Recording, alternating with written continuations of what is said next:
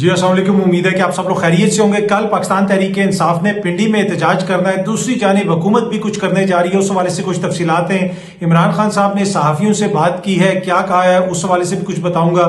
کچھ مزید چیزیں کوشش ہوگی کہ وہ بھی آج کے اس ولاگ میں آپ کے ساتھ شیئر کی جائیں، لیکن سب سے پہلی چیز جو میں آپ سے شیئر کرنا چاہتا ہوں، آپ کو پتا ہے آج ہمارے وزیر اعظم شہباز شریف صاحب نے اقوام متحدہ میں خطاب کیا، بہت ساری باتیں کی، اسرائیل کے اوپر انہوں نے تنقید کی، بہت کچھ وہاں پہ ہوا۔ لیکن ایک فوٹو میں آپ کو دکھانا چاہتا ہوں، یہ سامنے آپ دیکھ سکتے ہیں، یہ فوٹو، یہ ہمارا وفد ہے جو اقوام متحدہ میں بیٹھا ہوا ہے۔ اس میں خواجہ آصف صاحب نظر آ رہے ہیں، خالد مقبول صدیقی صاحب نظر آ رہے ہیں، عطا تارڑ صاحب نظر آ رہے ہیں، پیچھے طارق فاطمی صاحب کو بھی میں دیکھ سکتا ہوں۔ یہ طارق فاطمی صاحب وہی ہیں المعروف ڈان لیکس والے، جی ہاں جی، جن کو اس وقت کہا گیا تھا کہ ریاست نے کہا ہے کہ انہوں نے بہت بڑا پتہ نہیں کیا کیا ہے اور ان کو فارغ کر دیا گیا تھا، یہ دوبارہ اس وقت ہماری خارجہ پالیسی چلا رہے ہیں، وہی طارق فاطمی ڈان لیکس والے۔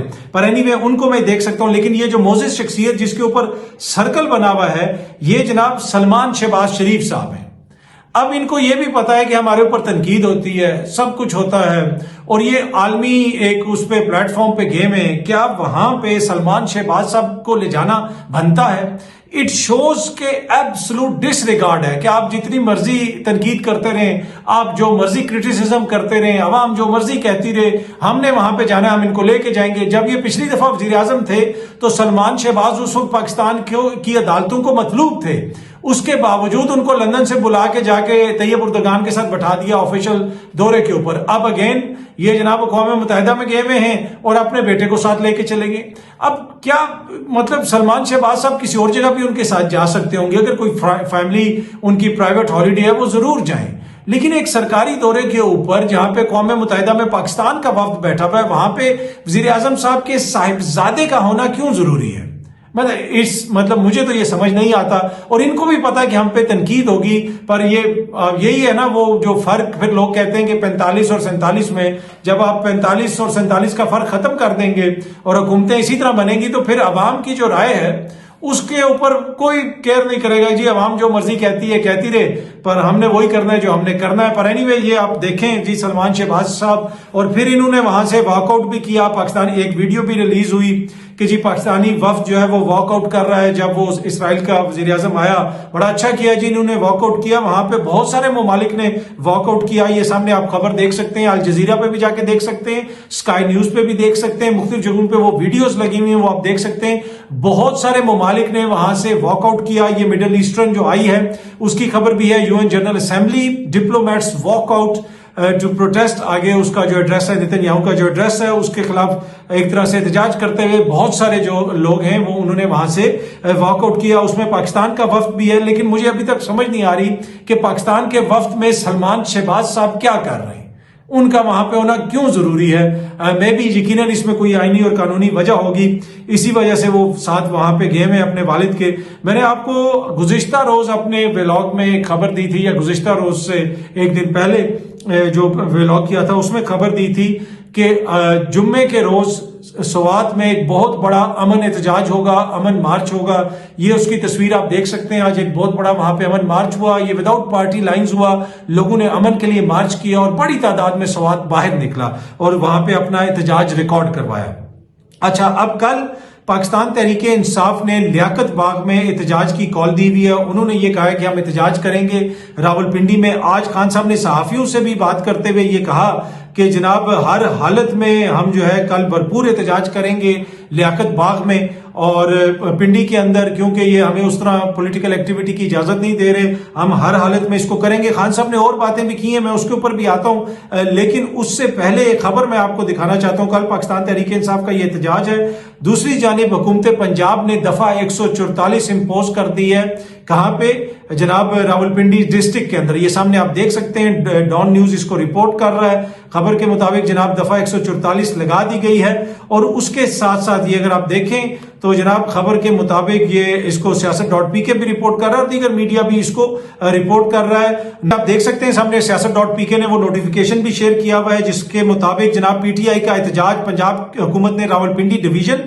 یعنی راولپنڈی، اٹک، جیلم، چکوال کے اضلاع میں اگلے 2 دن کے لیے دفعہ 144 نافذ کر دی ہے۔ رینجرز کی 6 کمپنیاں بھی تعینات کر دی ہیں، سیاسی اجتماعات دھرنے، جلسے، مظاہرے، احتجاج پر پابندی عائد کر دی گئی ہے۔ اس خبر کی تفصیل آپ جا کے ڈان نیوز کی ویب سائٹ کے اوپر بھی پڑھ سکتے ہیں، دیگر جگہوں پہ بھی ساری تفصیلات ہیں۔ لیکن امپورٹنٹ چیز یہ ہے کہ پاکستان تحریک انصاف کہہ رہی ہے کہ کل ہر حالت میں ہم لیاقت باغ کے باہر یا لیاقت باغ کے اندر اپنا احتجاج ضرور ریکارڈ کروائیں گے راولپنڈی میں۔ اب دیکھتے ہیں کہ جناب یہ ریکارڈ وہ کس طرح کرواتے ہیں، کیسے ہوتا ہے یہ۔ دوسری جانب پنجاب حکومت نے جہاں پہ ایک یہ قدم اٹھایا، اس کے ساتھ ساتھ پنجاب حکومت دیگر جگہوں کے اوپر بھی بھرپور اپنی آئینی اور قانونی ذمہ داریاں نبھا رہی ہے، اور اس کی ایک اور مثال ہمارے سامنے موجود ہے۔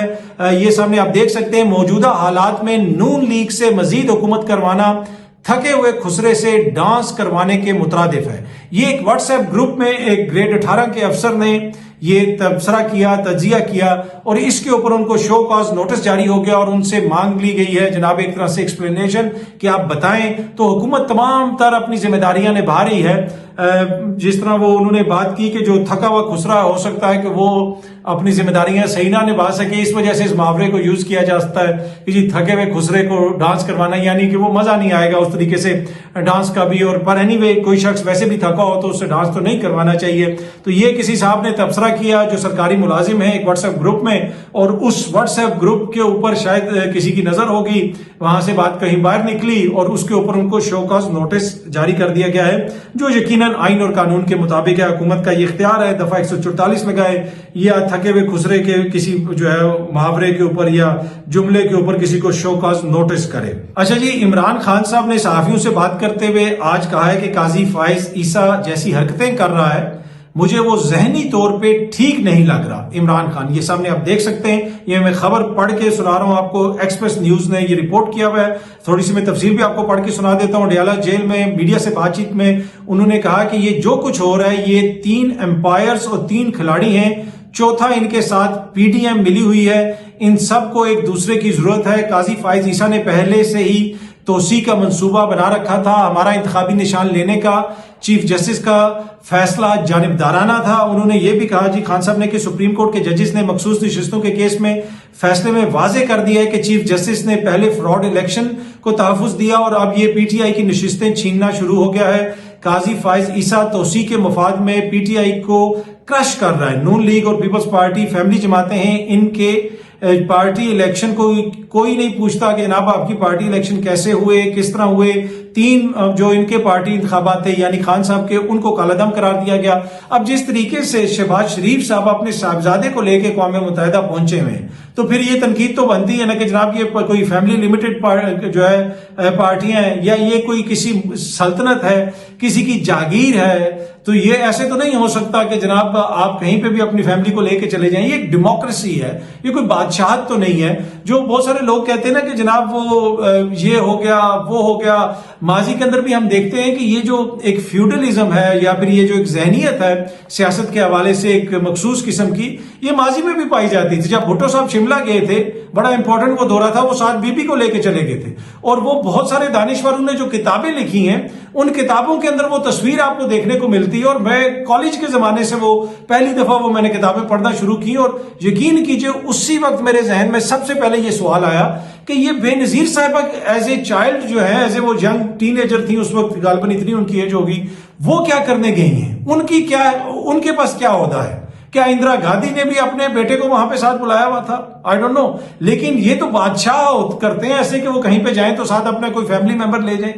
تو وہ وہاں پہ ہمیں ساری زندگی دانشور بتاتے رہے کہ ایسے بھٹو نے ان کی ٹریننگ کی تھی۔ اور بھائی یہ سرکاری پیسے کے اوپر، سرکاری اخراجات پہ عوام کے جناب حکومت آپ نے کرنی ہے یا اپنے بچوں کی ٹریننگ کرنی ہے، ان کو کام سکھانا ہے؟ تو یہ کام اگر آپ نے سکھانا ہے تو پرائیویٹ طریقے سے کسی طریقے سے سکھا دیں، لیکن سرکاری جو ہے جب آپ دورے پہ جا رہے ہیں تو آپ ریاست پاکستان کو ریپرزینٹ کر رہے ہیں، نہ کہ کسی خاندان کو۔ پر اینی وے یہ جس طرح خان صاحب نے بھی کہا اور ان کے اوپر تنقید کی کہ جناب یہ پرائیویٹ جو ہے لمیٹڈ کمپنیاں ہیں یا خاندانی پارٹیاں ہیں۔ چیف الیکشن کمشنر کو پتا ہے کہ جس دن الیکشن کھلا یہ جو ہے اس کے اوپر آرٹیکل 6 لگے گا، اور چیف الیکشن کمشنر اور چیف جسٹس ایک دوسرے کے ساتھ جڑے ہوئے ہیں، دونوں کا مفاد جو ہے اس توسیع میں ہے کہ توسیع ہو تو دونوں میں اس کا مفاد ہے۔ اگر چیف جسٹس بے قصور تھا تو پنڈی کے کمشنر کے بیان کے بعد اسے کیوں نہیں بلایا؟ खान साहब ने यह भी कहा कि चीफ जस्टिस साहब जो रावलपिंडी के कमिश्नर हैं उनके ऊपर क्यों नहीं बात करते, क्योंकि इनका नाम भी बीच में आया था।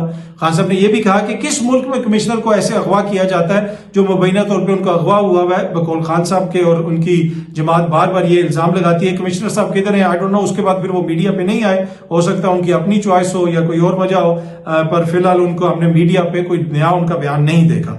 चीफ जस्टिस ने ट्राइब्यूनल्स के बजाय इलेक्शन कमीशन के एम्पायर्स का फैसला करवा दिया ताकि 2/3 अक्सरियत हुकूमत को दी जा सके। चीफ जस्टिस अब 63A के पीछे पड़ गया है ताकि फ्लोर क्रॉसिंग को जायज करार दिया जा सके और उन्हें तोसी मिल सके। दुनिया के किसी चीफ जस्टिस ने ऐसा नहीं किया जो पाकिस्तान का चीफ जस्टिस कर रहा है। चीफ जस्टिस जैसी हरकतें कर रहा है वो मुझे जहनी तौर पर तंदुरुस्त नहीं लगता, ये इमरान खान साहब ने कहा, जो एक्सप्रेस न्यूज इसको रिपोर्ट कर रहा है। इमरान खान का कहना था कि थर्ड एम्पायर भी तोसी चाहता है, इसीलिए पीडीएम की जरूरत है। इन लोगों को पावर में रहने के लिए एक दूसरे की जरूरत है और ये सब कुछ मिल के जो है करने मुल्क को तबाह कर रहे हैं। इनका पैसा, इनकी जायदादें बाहर पड़ी हुई हैं और मुल्क और कौम जो है वो $1 की भीख मांग रहे हैं। इमरान खान साहब ने कहा कि जनाब तमाम इदारे इन्होंने तबाह कर दिए हैं, इखलाकियात इन्होंने तबाह कर दिए हैं। एक्सप्रेस न्यूज ये रिपोर्ट कर रहा है। खान साहब ने कहा कि इन्होंने हमें एनओसी नहीं देना रावलपिंडी में, अगर देंगे भी तो कहेंगे जी 6 बजे जलसा खत्म हो गया, लेकिन हम इनको बता रहे हैं कि हम पिंडी में भी करेंगे, हम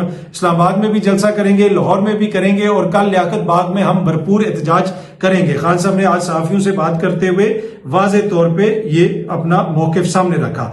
अच्छा, काजी फाइज ईसा साहब ने जो खत लिखा था मंसूर अली शाह साहब को, और अब एक और जो खबर आ रही है कि उस कमेटी ने जो बेंच बनाया था वो समाअत के लिए मुकर्रर हो गया। मुकदमा 63A वाला खान साहब ने भी कहा कि ये 63A के पीछे पड़े हुए और वो फैसला आ जाएगा। आज खबर ये है कि कोयटा से एक कोई पीटीआई का MNA है, उसने नून लीग ज्वाइन कर लिया, पता चल रहा है, और कुछ लोग कह रहे हैं कि नहीं जी वो तरदीद कर रहा है कि मैंने ज्वाइन नहीं किया। तो अब देखते हैं जी, आने वाले दिनों में पता चल जाएगा कि अगर कोई वोटिंग होती है तो वो साहब वोट डालते हैं या नहीं डालते। पर जो मैं अर्ज कर रहा था कि इमरान खान साहब ने भी कहा कि अब ये 63A के पीछे पड़ गए, तो वो मुकदमा भी मंडे के लिए मुकर्रर हो गया है। जस्टिस मुनीब अख्तर साहब भी उसके अंदर है और जस्टिस मुनीब अख्तर साहब के खिलाफ बहुत सारी बातें भी की हैं अपने खत के अंदर जस्टिस काजी फाइज ईसा साहब ने, और अपना एक खत के अंदर एक और चीज भी उन्होंने जस्टिस मंसूर अली शाह साहब से कहा कि आपने ये जो इसके ऊपर बात की है, ऑर्डिनेंस के ऊपर बात की है और अपनी राय दी है, आगे जाके ये मामला हो सकता है सुप्रीम कोर्ट में आए तो आपको इसके ऊपर इस तरह राय नहीं देनी चाहिए थी, इस तरह खत नहीं लिखना चाहिए था। लेकिन ये वही चीफ जस्टिस साहब हैं जिन्होंने वो बल्ले का फैसला दिया। अभी उसकी रिव्यू पिटीशन आ सकती है, पेंडिंग है उसकी रिव्यू पिटीशन, लेकिन उसके बावजूद इन्होंने खत लिख के बरतानवी हुकूमत को एक्सप्लेनेशन दे दी। बरतानवी जो हाई कमिश्नर है उनको खत लिख दिया, क्योंकि जी इसके ऊपर बरतानवी हुकूमत ने कहा था कि जो इलेक्शन का प्रोसेस है पाकिस्तान के अंदर वो शफाफ नहीं था। कानूनी तरीकाकार का इस्तेमाल करके एक पार्टी से सिंबल छीना गया, लोगों को इलेक्शन के अमल से बाहर रखा गया और बड़ी सख्त तनकीद की गई थी। उसके ऊपर काजी साहब ने जनाब वो इतनी लंबी एक्सप्लेनेशन दी और उनको लेक्चर भी झाड़ दिया। तो क्या वो मामला अभी नहीं आ सकता था सुप्रीम कोर्ट में? तो उसके ऊपर इन्होंने क्यों अपनी राय का इजहार कर दिया? तो ये मतलब जो है दूसरों को नसीहत और खुद जो है उसके ऊपर कितना अमल दरामद हो रहा है ये सबके सामने है। पर एनीवे ये मामला जी ये भी अब अदालत के सामने देखते हैं कब आता है या नहीं आता। वो जो 63A वाला बेंच बन गया है, जस्टिस मुनीब अख्तर साहब भी उसके अंदर हैं, और माजी में हाल ही में माजी करीब में हमने देखा है कि जज साहिबान बने हुए बेंच से उठ के चले जाते हैं, और उसमें कौन कौन से जज साहिबान हैं वो सबको पता है, मुझे बताने की जरूरत नहीं है। तो ऐन मुमकिन है कि मंडे वाले दिन ये जो बेंच है ये भी टूट जाए। अब देखते हैं ये टूटता है या नहीं टूटता, चीजें आगे किस तरफ जाती हैं। बहुत जल्दी आप सब दोस्तों से दोबारा मुलाकात होगी। Thank you very much.